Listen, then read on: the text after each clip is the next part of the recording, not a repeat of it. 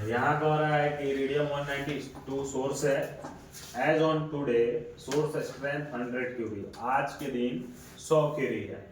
What will be source strength after 300 days, 300 दिन बाद कितना होगा? तो इरिडियम 192 का हाफ लाइफ पीरियड 75 डेज होता है। 75 माइनस करते जाएंगे 100 में से 5 डेज बाद, तो आपका इसका वैल्यू निकल के आ जाएगा। तो इसका वैल्यू आ रहा है 6.5 cube. Cobalt 60 proceed 21.2 years back. Cobalt 60 का सोर्स है, 21 साल 2 महीना पहले इसको चालू किया गया था। Find the amount of cobalt 60। Cobalt 60 का अमाउंट पता करना है if at this time 5 curie, अगर आज के दिन वह 5 क्यूरी है तो इसमें क्या करेंगे, हम जोड़ते जाएंगे क्योंकि हमको पीछे का निकालना है। जहां आगे का निकालना होगा वहां माइनस करते जाएंगे। मुख्य रूप से रेडियोग्राफी में एक्सरे और गामा रे का ही प्रयोग होता है। बोथ आर सेम एक्शन या बोथ आर एक्शन बोल सकते हैं। दोनों क्रिया करता है, दोनों एक ही जैसा क्रिया करता है। दोनों का काम है फिल्म को एक्सपोज करना, but they differ they origin. दोनों में एक चीज का अंतर होता है, दोनों का उत्पत्ति कैसे होता है, how they have been produced, दोनों उत्पन्न कैसे होता है। तो दोनों अलग तरीके से उत्पन्न होता है। X-ray are produced by stopping fast moving electron by target material. X-ray में क्या होता है, stopping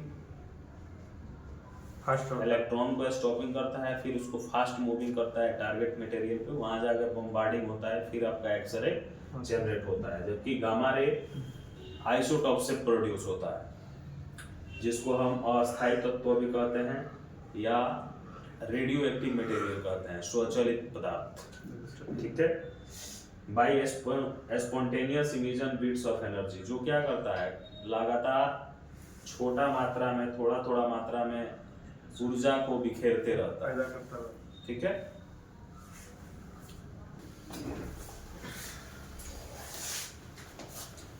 properties of radiation, short wavelength, electromagnetic in nature. इसका तरंगदैर्घ्य जो होता है वो छोटा होता है और प्राकृतिक रूप से विद्युत चुंबकीय होता है। But radiation neither affected by electricity nor by magnetic field. But radiation ना ही विद्युत से प्रभावित हो सकता है और ना चुंबकीय क्षेत्र से। दोनों में से कोई भी चीज इसको प्रभावित नहीं कर सकता है, लेकिन इसके नेचर में ये चीज होता है। ठीक है।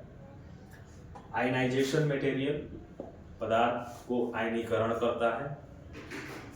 पेनेट्रेट थ्रू मटेरियल, मटेरियल के थ्रू पेनेट्रेट करते हुए जाता है। पेनेट्रेट मतलब प्रवेश करना।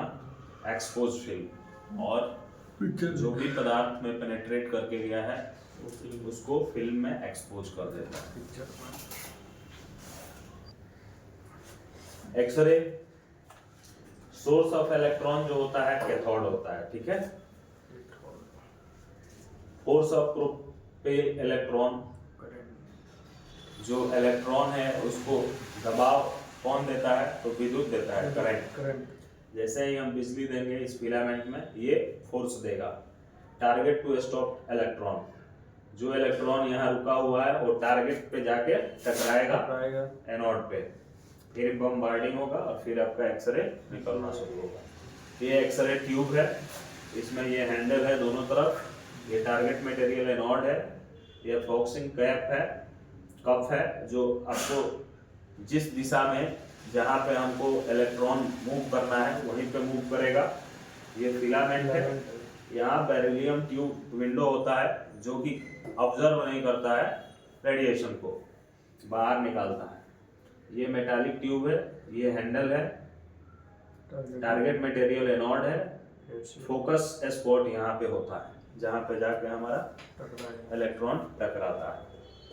Beryllium will not observe radiation, beryllium radiation को ऑब्जर्व नहीं करता है, इसीलिए इसको विंडो के रूप में प्रयोग किया जाता है। There are two types of x-ray tube, दो तरह का एक्सरे ट्यूब आता है, एक कोलिमेटेड आता है जिसका रेडिएशन 55 डिग्री कोण में निकलता है, और एक आता है पैनोरामिक जो 360 डिग्री में निकलता है, यानी चारों तरफ से। एनोड जो होता है उसका अणु संख्या अधिक होता है, उच्च होता है, इसलिए हाई मेल्टिंग पॉइंट होता है।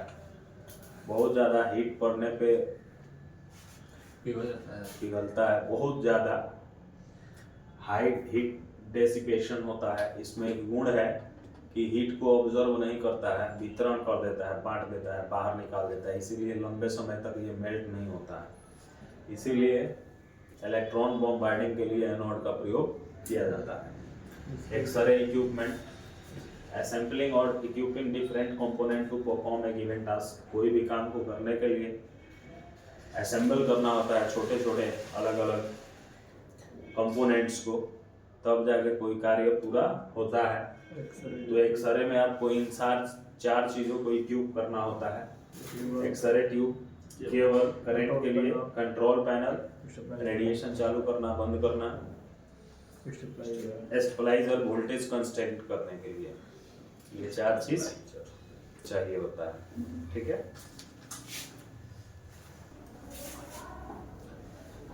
तो एक्सरे के सारे कंपोनेंट्स को जो हम इक्विप करते हैं, तो सबसे पहले हम क्या करते हैं, पावर सप्लाई स्टेबलाइजर में देते हैं, उसका कंट्रोल पैनल में, फिर यहाँ से कंट्रोल पैनल में, फिर कंट्रोल पैनल से एक्सरे में, तब जाके हमारा इलेक्ट्रॉन मूव करता है, वहाँ जाता है, फिर एक्सरे हमारा निकलता है, जॉब को पेनिट्रेट करते हुए फिल्म को एक्सपोज करता है। एक्सरे दो पैरामीटर्स में यूज किया जाता है, किलो और मिलीएम्पियर। किलो वोल्ट्स जो है नियंत्रित करता है स्पीड ऑफ इलेक्ट्रॉन के गति को, और ये नियंत्रित करता है एनर्जी ऑफ एक्सरे प्रोड्यूस, कितना एनर्जी निकलेगा एक्सरे का, और ये नियंत्रण करता है पेनिट्रेशन फोर्स, प्रवेश करने का क्षमता, और फिर किलो वोल्ट्स। ये बढ़ेगा सब बढ़ेगा, ये घटेगा सब घटेगा। मिली एम्पियर में भी सेम प्रोसेस वही है, बट यहाँ थोड़ा सा चेंजिंग है। ये नियंत्रित करता है नंबर ऑफ इलेक्ट्रॉन प्रोड्यूस, कितना मात्रा में इलेक्ट्रॉन निकल रहा है, इसको ये नियंत्रित करता है। और फिर ये नियंत्रित करता है नंबर ऑफ एक्सरे प्रोड्यूस, कितना मात्रा में एक्सरे प्रोड्यूस हो रहा है, और ये नियंत्रित करता है एक्सपोजर टाइम, कितना देर में एक्सरे हो जाएगा, और फिर मिलीएम्पियर। बढ़ाएंगे जल्दी होगा, घटाएंगे टाइम लगेगा, ये रेशियो चलता रहेगा। ये हमारा कंट्रोल पैनल होता है जो एक्सरे ट्यूब को क्या करता है, कंट्रोल करता है। एक्सरे ट्यूब को कंट्रोल करेगा। इसमें आइडियल टाइम दिया रहता है, आप चाहें तो डायरेक्ट वो टाइम सेट कर सकते हैं, 1 hour 2 hours 3 hours 5 hours 1 day 2 day 5 days. KB to be reduced पर पार्टिकुलर टाइम, कोई विशेष टाइम के लिए आप केबी रिड्यूस भी कर सकते हैं। ठीक है, जैसे 10 केबी 1 मिनट के लिए भी यूज हो सकता है, 2 मिनट के लिए भी, 5 मिनट के लिए भी। यहाँ पे टाइमर क्लॉक होता है, जो भी एक्सपोजर टाइम आप सेट करेंगे यहाँ पे दिखाता रहेगा, जैसे टाइम खत्म हो आपको ऑफ कर देना है। यहाँ 3 बटन होता है, green red yellow. Yellow neutral दिखाता है, आपका सेटअप है सब। रेड आपका जैसे ही आप रेड टिपेंगे समझिए रेडिएशन शुरू हो चुका है, खतरा का निशान है। सेफ जोन में आना है तो ग्रीन स्विच जल गया, समझिए कि आप रेडिएशन बंद हो चुका है। यहाँ से आप केबी भी सेट कर सकते हैं, यहाँ से मिली एम्पियर भी। केबी क्या करेगा, एक्सरे कितना मात्रा में चाहिए वो देगा, और ये क्या करेगा, मिली एम्पियर यानी एक्सपोजर टाइम कितना चाहिए उसके हिसाब से इसको सेट करना रहेगा। एक्सपोजर टाइम कैलकुलेशन कैसे करेंगे, तो एक्सरे के लिए एक्सपोजर चार्ट आता है, supplied by x-ray machine manufacturer. Machine जो बनाता है वो दे देता है, या आपको एक चार्ट मिल जाता है एक्सरे मशीन के साथ, जिसके अनुसार आप कैलकुलेशन कर सकते हैं। एक एग्जांपल लिए हैं, हमारा डिस्टेंस मान लिए हैं 24 इंच है, तो हमारा समय 8 मिनट आ रहा है, और दूसरा हम डिस्टेंस लिए हैं 36 इंच, तब हमारा समय कितना आएगा। तो फार्मूला पे हमने सेट किया है इसको, तो 18 मिनट आ रहा है। अब मान लीजिए कि हम D1 वाले को ही ले लेते हैं, 24 इंच फिल्म D2 यूज कर रहा है। तो फिल्म फैक्टर होता है स्लो मीडियम फास्ट फिल्म का, स्लो फिल्म का जो फैक्टर होता है 1.4 होता है, मीडियम फिल्म का 2 होता है, फास्ट फिल्म का 4 होता है। तो यहाँ समय निकालेंगे सेम उसी को। तो स्लो फिल्म में आपका समय 8 मिनट आ रहा है ना, तो 11.2 मिनट हो जाएगा।